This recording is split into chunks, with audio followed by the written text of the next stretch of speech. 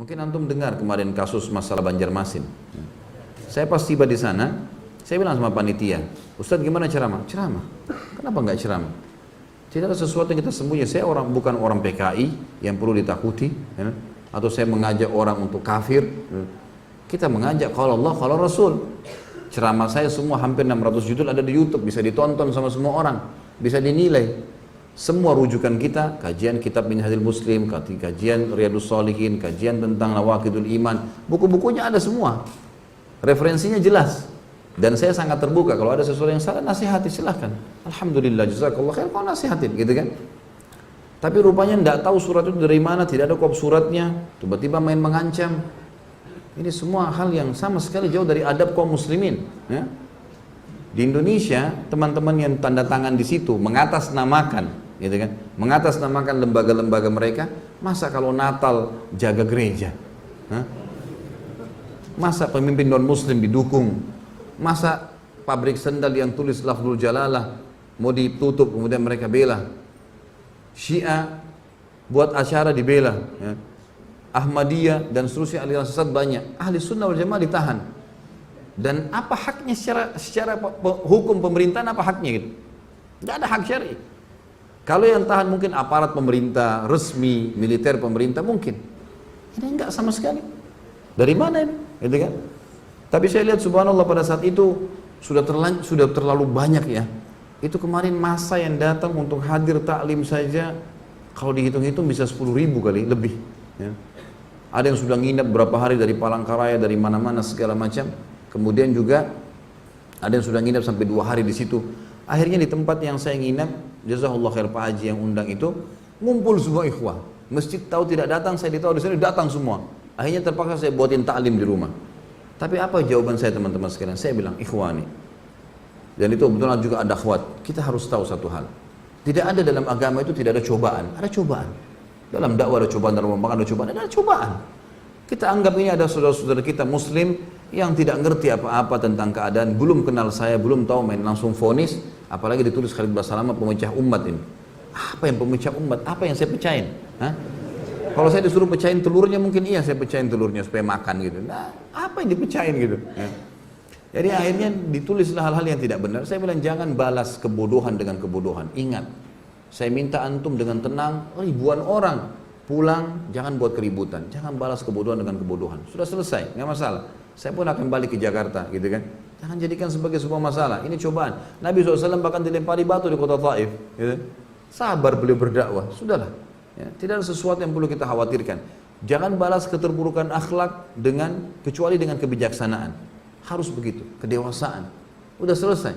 Alhamdulillah saya dari kecil sudah terbiasa memimpin lembaga. Artinya sudah biasa dari kecil, dari SD dipilih jadi pemimpin ketua kelas, jadi begini sampai saya ngajar di kampus di Makassar jadi wakil rektor, kemudian saya jadi ketua yayasan berapa kali. Udah biasa mimpin dan saya udah biasa hadapin banyak karakter jemaah di pengajian dan seterusnya. Gak perlu kita balas dengan emosi, saya gak perlu bilang itu serang sekalian, ribut. Alhamdulillah. Dan saya tetap berdoa kepada Allah mudah-mudahan teman-teman diberikan hidayah. Siapa tahu malah dengan dengar ceramah insya Allah malah lebih baik gitu kan. Tapi ini tidak boleh terjadi. Apalagi di kalangan ahli sunnah wal jamaah. Gak boleh sama sekali terjadi. Saya juga warga negara Indonesia sampai salah satu pengacara sana bilang, Ustadz ini kalau antum yang sedang diserang, antum warga negara Indonesia. Bisa menyampaikan apa saja sebagaimana pemabuk bisa ngomong apa saja di jalanan. Gak ada urusannya. Kalau materinya silakan disimak. Kalau ada masalah baru disampaikan. Itu pun ada jalur hukumnya. Jalur hukum bisa disampaikan. Baru kemudian ini kalau tiba-tiba mau mengancam saja surat, dilempar begitu saja tanpa ada kejelasan. Sekarang malah dibumbu-bumbuin tuh. Karena dianggap tidak berhasil dibumbuin tuh. Oh sampai gubernur nolak, sampai segala macam hal. Ini tidak benar semuanya. Saya ketemu dengan salah satu saudara kita, pimpinan Angkatan Darat sana yang datang ke pengajian. Kebetulan 16 tahun beliau di Makassar. Kemudian beliau datang pengajian saya sering tapi akbar di Makassar, beliau bilang, loh saya kumpul sama gubernur malam hari itu. Tidak ada perkataan masalah larang ceramah antum. Ini cuma dibuat-buat, dibesar-besarin. Katanya di mik-mik masjid disampaikan, mana mik masjid ini? Ini terlalu dibesar-besarin, Allahu a'lam. Saya juga hadir di masjid. Sempat di Masjid Muhammad Hasanuddin memang disampaikan.